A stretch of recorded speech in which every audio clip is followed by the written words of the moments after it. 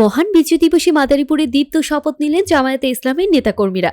মাদারীপুর ৩ আসনের এমপি প্রার্থী মাওলানা আব্দুস সোবাহান দ্ব্যর্থহীন কণ্ঠে বলেছেন, বিজয়ের চেতনায় উদ্ভূত হয়ে স্বৈরাচার, অনিয়ম ও দুঃশাসনের বিরুদ্ধে রুখে দাঁড়াতে হবে। মঙ্গলবার বিজয় দিবস উপলক্ষে আয়োজিত সভা ও দোয়া মাহফিলে প্রধান অতিথির বক্তব্যে তিনি বলেন, ১৯৭১ সালে আত্মত্যাগ আমাদের শিখিয়েছে অন্যায় মেনে নেওয়া নয়, বরং প্রতিরোধ গড়ে তোলা। রাষ্ট্র পরিচালনায় ন্যায় বিচার, জবাবদিহি ও মানুষের মৌলিক অধিকার নিশ্চিত হলে স্বাধীনতার প্রকৃত অর্থ বাস্তবায়িত হবে। সামনের নির্বাচন, তাই শান্তিপূর্ণ ও অংশগ্রহণমূলক পরিবেশ নিশ্চিত করার আহ্বান জানান মাওলানা আব্দুস সোবাহান। তিনি নেতাকর্মীদের স্মরণ করিয়ে দেন, ক্ষমতা নয়, নীতি নিয়ে রাজনীতি করতে হবে। জনগণের ভোটাধিকার ও মতপ্রকাশের স্বাধীনতা রক্ষা করা বিজয় দিবসের অন্যতম অঙ্গীকার। আমি আমার বক্তব্যের শুরুতেই নিজেদের বুকের তাজা রক্ত ঢেলে দিয়ে এই বিজয় ছিনিয়ে নিয়ে আসছিল। আমি সে সকল বীর মুক্তিযোদ্ধাদের গভীর শ্রদ্ধার সাথে স্মরণ করছি এবং তাদের রুহের মাগফিরাত কামনা করছি। আমাদের আক্ষরিক অর্থে স্বাধীনতা ছিল বটে, কিন্তু আমাদের কোনো বাক স্বাধীনতা ছিল না। গণ আন্দোলনের মুখে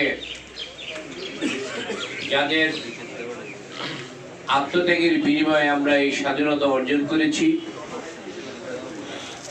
আমি সে সকল অগণিত শহীদদের গভীর শ্রদ্ধার সাথে স্মরণ করছি এবং তাদের রুহের মাগফিরাত কামনা করছি।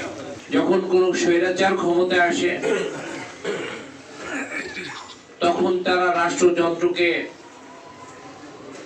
নিজেদের মতো করে ব্যবহার করে, কর্মীর মতো ব্যবহার করে।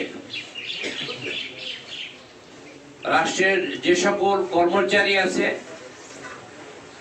তাদেরকে তারা নিজেদের কর্মচারীর মতো ব্যবহার করে। পিছনে আমরা সেটাই দেখেছি।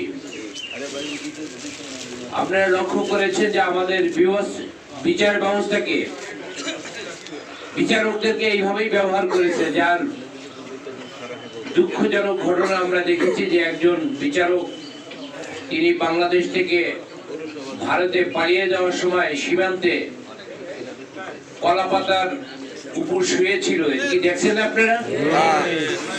এইটা কিন্তু মূলত এই স্বৈরাচারী আচরণের কারণে।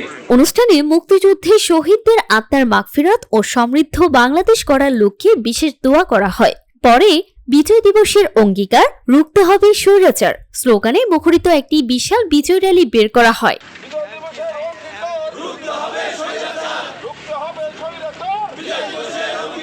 র্যালিটি মাদারীপুরের শকুনি লীগের মুক্তমঞ্চ থেকে শুরু হয়ে আজমত আলী খান স্টেডিয়ামে গিয়ে শেষ হয়।